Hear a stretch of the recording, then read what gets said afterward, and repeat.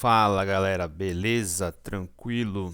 Bom, estamos nós aqui para mais uma aula, certo? E iniciamos a segunda semana, né? E a gente vai trabalhar, né? Nós vamos iniciar o caderno 2, a apostila 2. Então, quando vocês estiverem vendo e ouvindo essa aula, eu estou partindo do princípio que vocês, né, viram aquela aula sobre conceitos de economia, tá? Então, aquela aula, em geral, a gente faz atividades em sala de aula e como nós não estamos em sala de aula, eu vejo como muito difícil e muito moroso, muito maçante trabalhar isso, né, em slide da forma que a gente está trabalhando aqui. Então vocês têm a possibilidade de ver essa aula no site do Etapa, né, no apoio direto, acredito eu, nos vídeos sobre conceitos de economia, tá? Essa aula que nós vamos ver aqui, né, é a aula 12 e ela é uma aula muito comprida, certo? Ela é uma aula muito ampla, muito cheia de detalhes. Então, qual que é a estratégia que eu estou lançando aqui com vocês? Nós não vamos ver a aula 11, né? Vocês não vão ver comigo. E eu vou desdobrar a aula 12 em 2 dias, certo? Em 2 partes, tá ok? Então, essa aula seria a parte 1. Então, coloquemos aqui, né? Parte 1. Tranquilo? Beleza? Então, o tema é de Bretton Woods à globalização. A gente vai entrar num tema bastante complexo, certo? Da nossa apostila número 2. Então, primeiramente, o que é, né, a conferência de Bretton Woods? Nós vamos partir de um princípio, né, que seria o pós-Segunda Guerra Mundial ou no cenário de que caminha para o final da Segunda Guerra Mundial. O que está acontecendo, né? Os Estados Unidos já sabem que a derrota do eixo, né, é algo previsível. Então, os Estados Unidos estão tomando a frente de criar uma nova ordem internacional dentro do mundo capitalista, certo?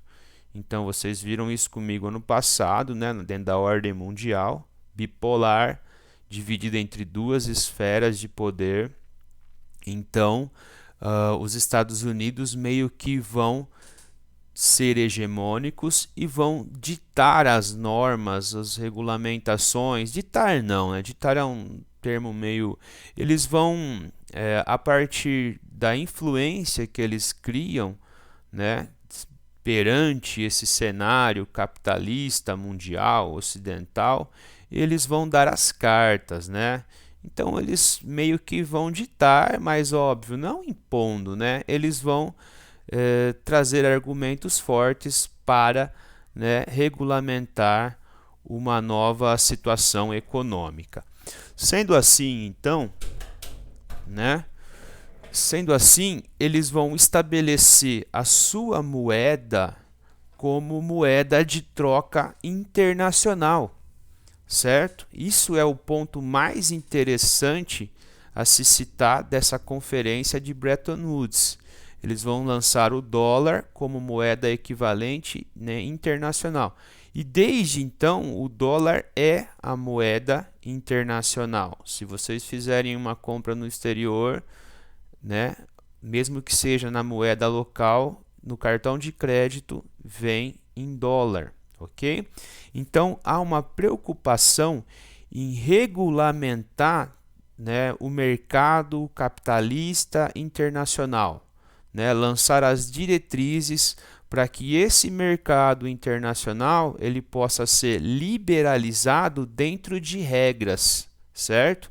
Nós vamos, parece uma contradição, mas não é, tá certo? Então, nós vamos ter uma liberalização dos mercados capitalistas globais, mas a liberalização não significa que não tem regra como acontecia antigamente, antes dos anos 30, ok? Então, há regulamentação sim, mas sabem como as regras funcionam. Então, regras mais harmônicas, de um comércio mais justo, né? Tanto que quando vai surgir a ONU, depois vai existir o GATT, que precedeu a OMC, que é a Organização Mundial do Comércio. Então, né, regras para uma competição mais justa, tá certo? Então, né, esse é um segundo ponto importante. E nessa época existia uma paridade do ouro, né, dólar. Então, o governo dos Estados Unidos, o lastro, né, aquilo que vai dar a fundamentação da moeda, que se chama em economia lastro, estava no ouro, ok? Então, $1 representava 31 gramas de metal, certo? O pareamento hoje é diferente, né? Hoje os Estados Unidos usam títulos da dívida pública para lançar, né, mais moedas no mercado. Só que ao fazer isso, eles estão se endividando. De certa forma, como funciona isso, né? O governo americano, né, a partir do seu banco lá, lança a moeda e cada nota que ele lança um título.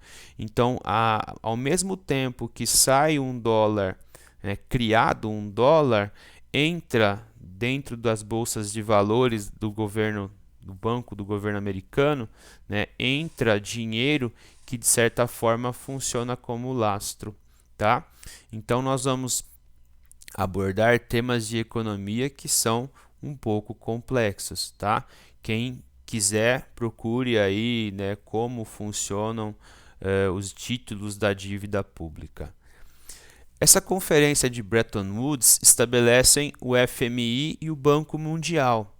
Então, FMI, Fundo Monetário Internacional, BIRD, Banco Mundial. Então, o FMI, o principal objetivo dele é socorrer os países que estão em crise financeira.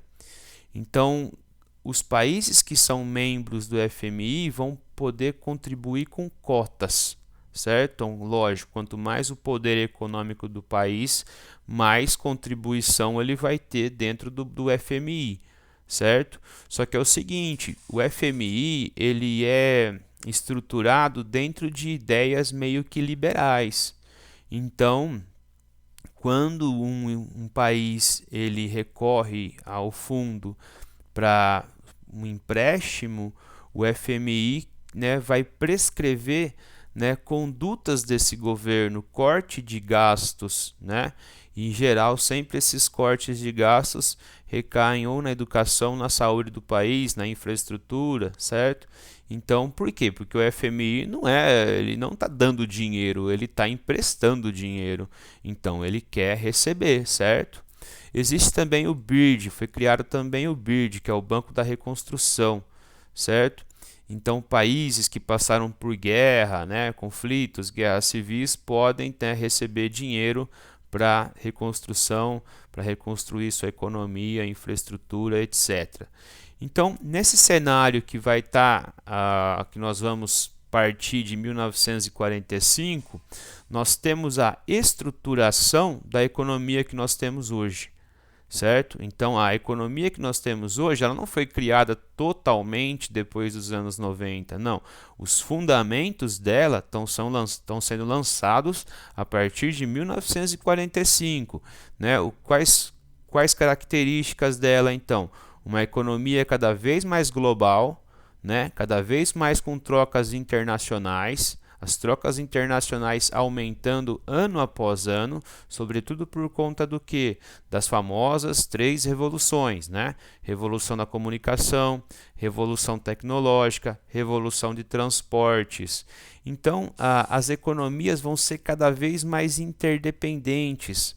Vai se criar a ideia de cadeia de valores, né? Então, algumas empresas vão começar a produzir coisas em outros países que não sejam os países dela, né? A famosa economia transnacional, cada vez mais nova, mais inovadora.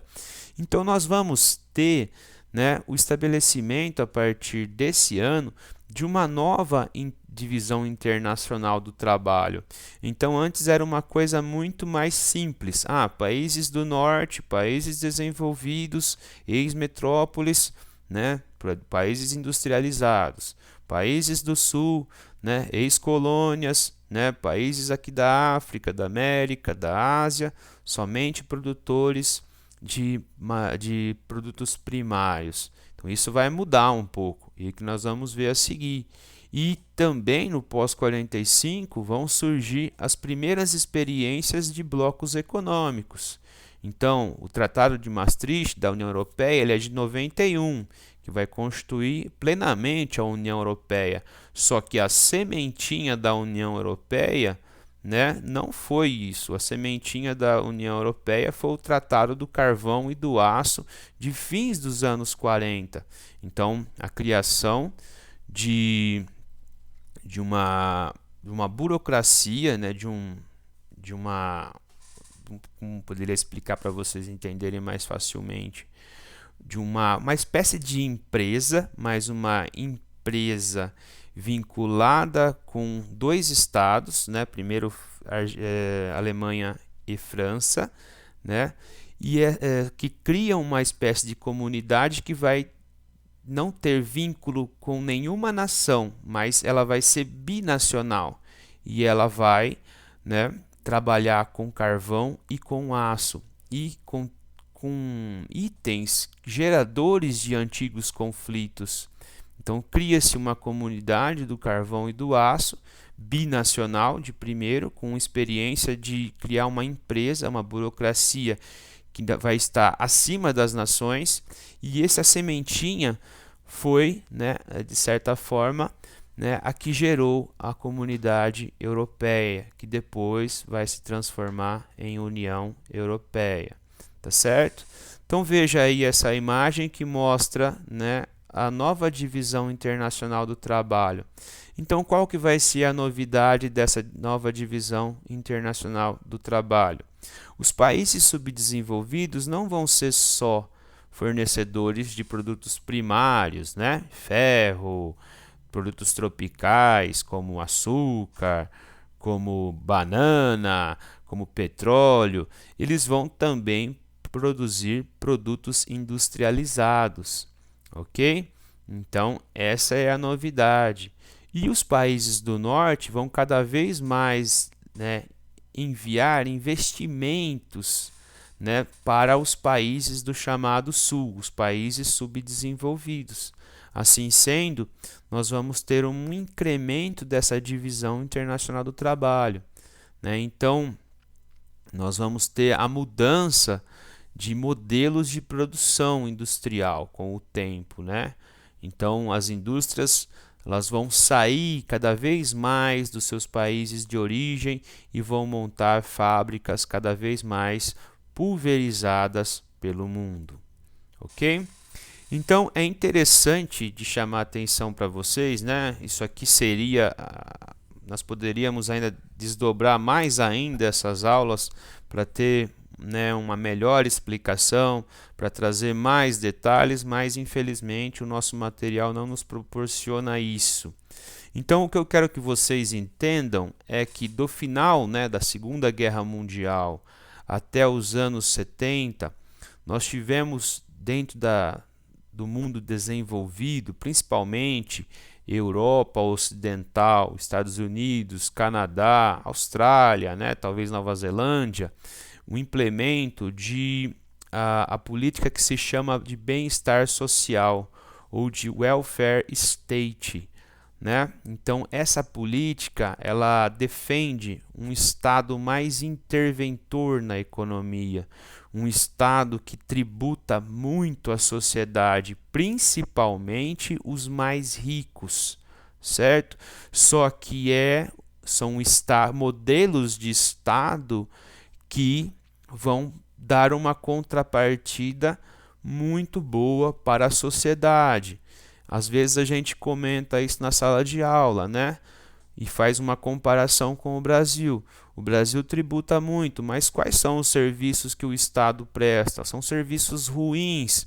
E por ser serviços ruins, as classes média e alta acabam indo, né, para os serviços privados. Então é um contrassenso, o que não acontece, né, de certa forma, nos países que ainda têm esse welfare state. Só que o que acontecia aí, né? Qual foi a crítica?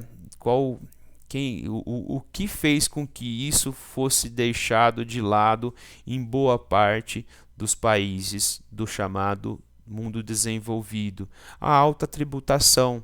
Então, muitas empresas se queixavam da alta tributação. Então, às vezes, a riqueza gerada, 50% dela era, né, tomada pelo Estado. Então, criou-se, né, essas empresas elas vão começar a se voltar para outras ideologias, outras filosofias econômicas, como o neoliberalismo.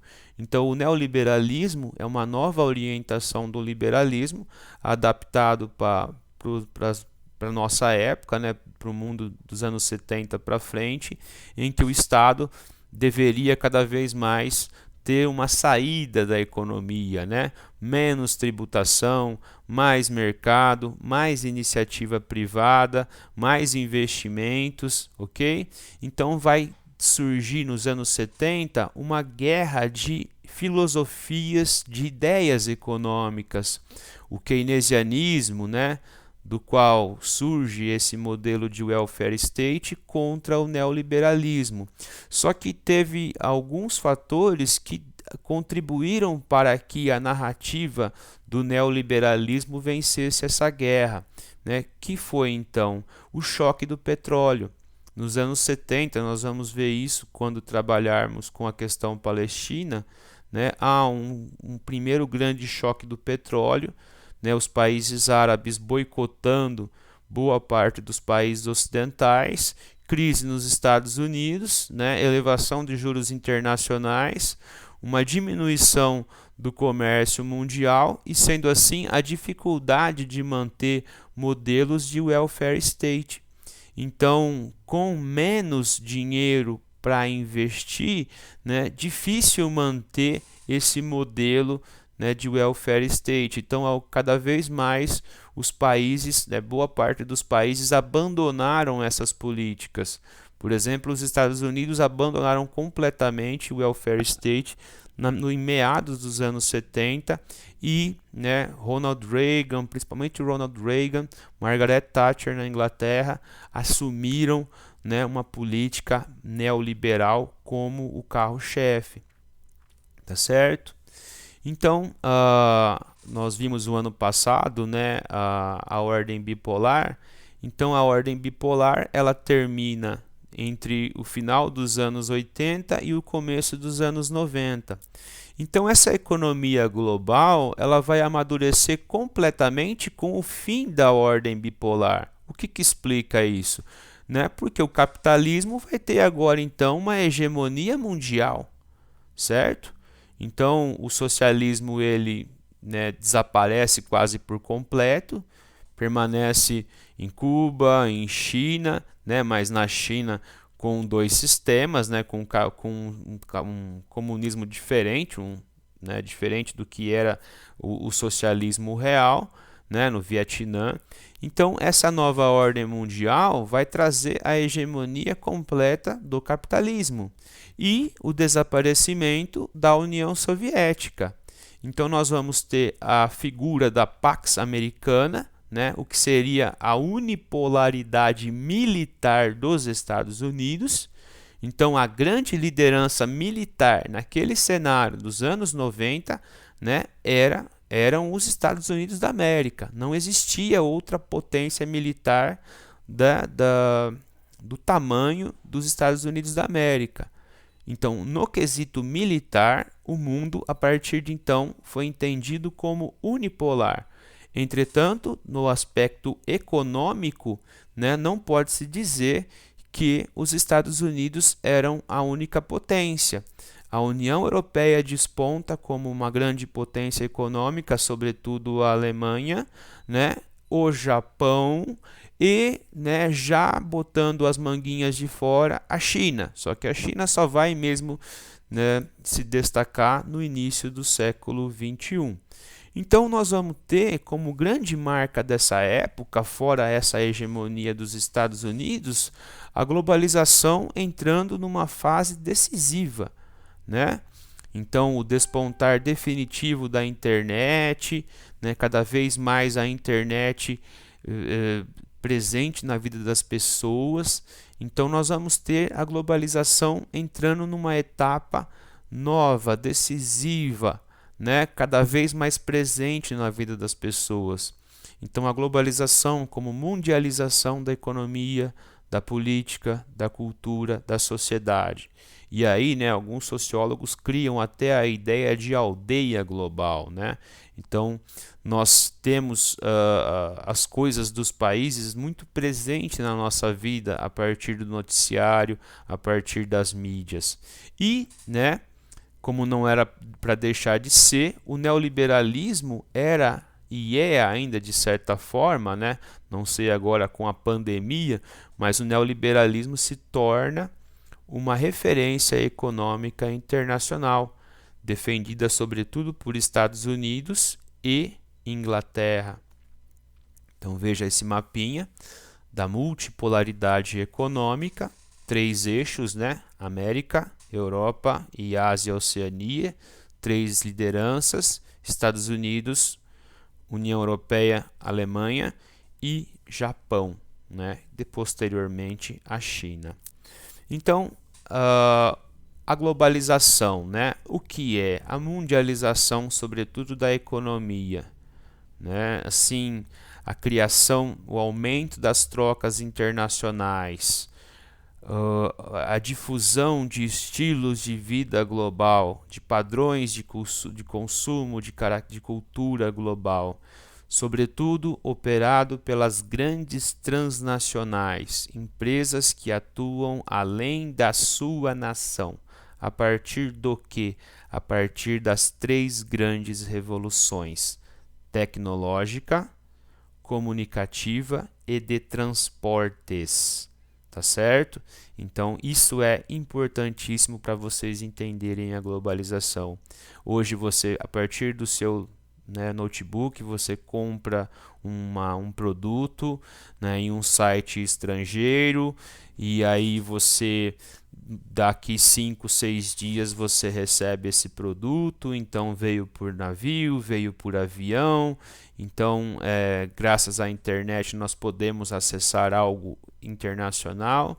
Então é a globalização efetivada de uma forma prática, certo? Então nós temos, de certa forma, com esse novo mundo global, um encolhimento do mundo, né? Claro que não é no sentido denotativo, mas no sentido conotativo.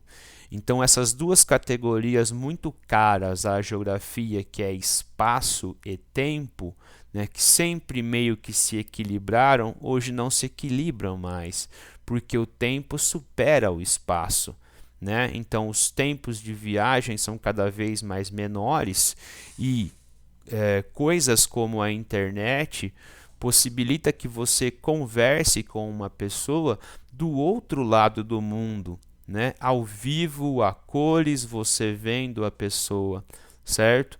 Então nós temos uma prevalecência do tempo perante o espaço, tá certo?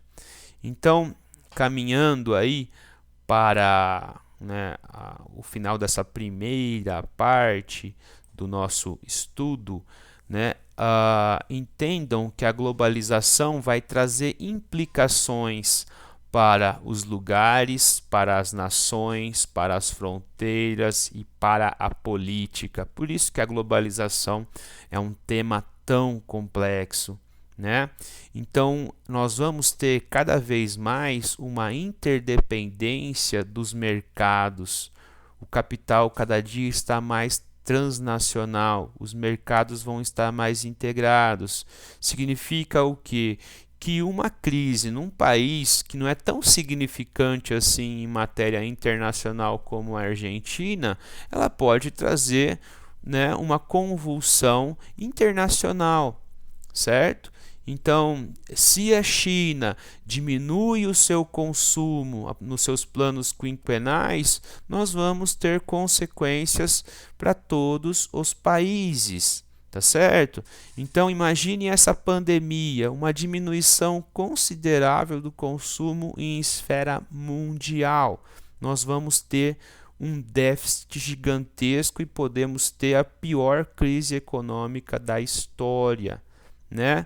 Então tudo isso, né, essa globalização só foi viabilizada por conta das tecnologias, essas três revoluções.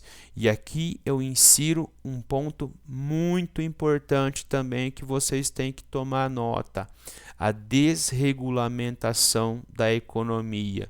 O que significa isso? Esse des é uma negação. Então, quando você fala em regulamentação da economia, o Estado regulamenta, coloca regras na economia.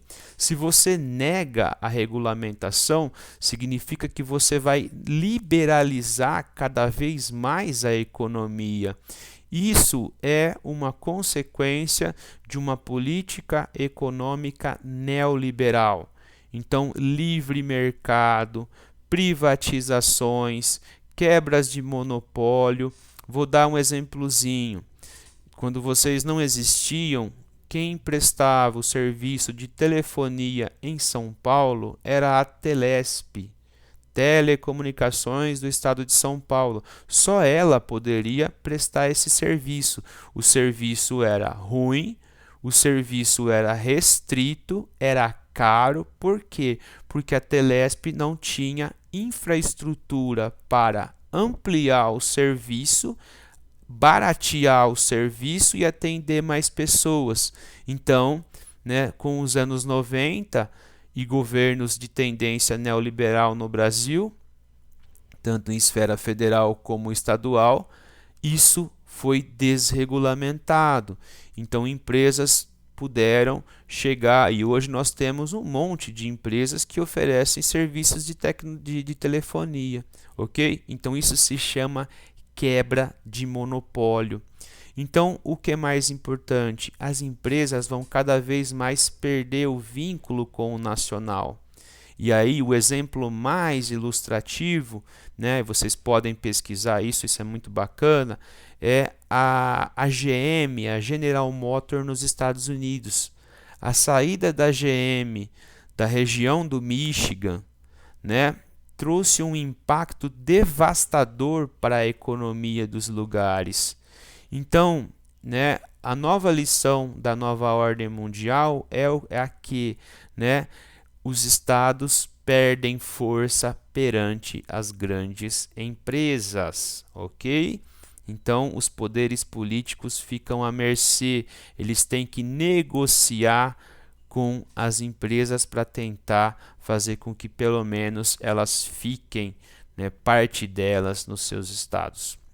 Então, isso ocorre por conta do neoliberalismo e de um evento que representou um marco dentro da filosofia econômica neoliberal, que é o Consenso de Washington, certo? Então, o Consenso de Washington defendeu isso, né?